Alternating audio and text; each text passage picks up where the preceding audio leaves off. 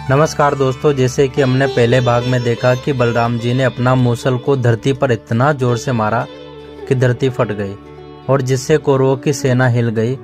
और तभी बलराम कहते हैं कि इतना बड़ा दुस्साहस कि मेरे और कान्हा के रहते हुए तुमने द्वारका पर आक्रमण किया। अब कर्ण तुम अपनी मृत्यु के लिए तैयार हो जाओ। अब इसके आगे की कहानी चलो अब शुरू करते हैं।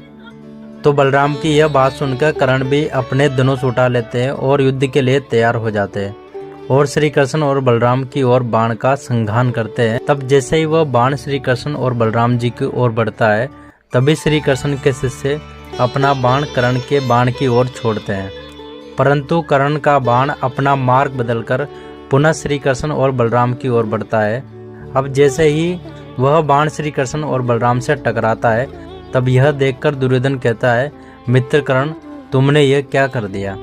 परंतु देखते देखते वह बाण सर्वनित पुष्प माला में बदल जाता है। यह देखकर कृष्ण और बलराम के प्रति उदारता दिखाते हैं और कहते हैं, हे महारथी कर्ण, तुम अवश्य ही यहाँ मित्रता का संदेश लेकर आए हो, परंतु मैंने क्रोध में तुम्हारे सैनिकों को क्षतिग्रस्त कर दिया, हमें क्षमा कर दो कर्ण। तब कर्ण कहते हैं कि अवश्य हमने कोई महापाप किया होगा जो आपका प्रकोप हमें सहना पड़ा।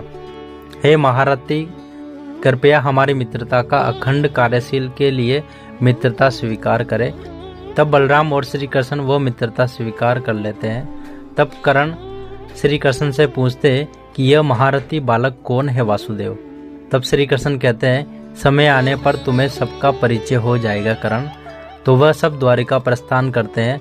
जैसे समय बीतता है, कुछ समय पश्चात जब महाभारत युद्ध के लिए कौरव और पांडव अपनी सेना के लिए हर राज्य से अपनी मित्रता बढ़ा रहे थे, तब दूसरी ओर श्री कृष्ण अपने शिष्यों को अस्त्र शस्त्र का ज्ञान दे रहे थे।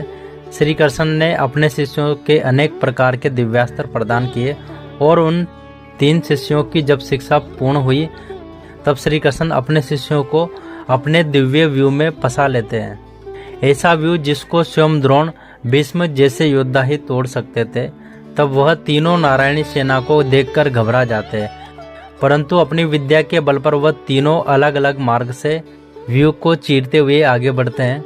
अतः उसे अपना अलग अलग दिव्यास्त्र से समग्र सेना को क्षति करके बाहर निकल जाते हैं।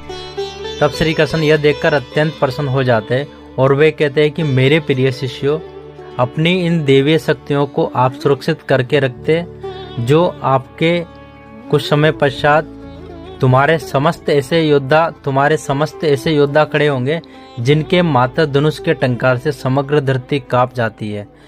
अतः तुम अंदाजा लगा सकते हो उनके धनुष से निकला हुआ बाण कितना भयानक विनाश करता होगा।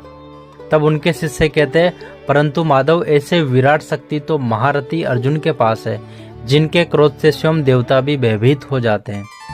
तब श्री कृष्ण कहते हैं, मेरे प्रिय शिष्यों, अर्जुन अवश्य ही शक्तिशाली योद्धा है, परंतु महारथी अर्जुन से परे भी कुछ योद्धा है जो अकेले ही इस संपूर्ण नारायणी सेना के बराबर है। तब श्री कृष्ण के शिष्य कहते हैं कि वह महारथी कर्ण कौन है माधव।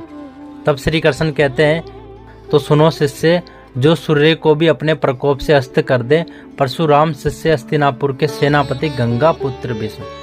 यदि महाभारत में महामहिम भीष्म बिना सेना के भी युद्ध करे तो समग्र राज्य को जीत सकते हैं। तब श्री कृष्ण शिष्य कहते हैं कि माधव, अन्य 2 योद्धाओं में भी इतना ही साहस है। तो दोस्तों आखिर कौन थे वे 2 योद्धा जो इनसे भी ज्यादा ताकतवर थे, जानिए अगले भाग में।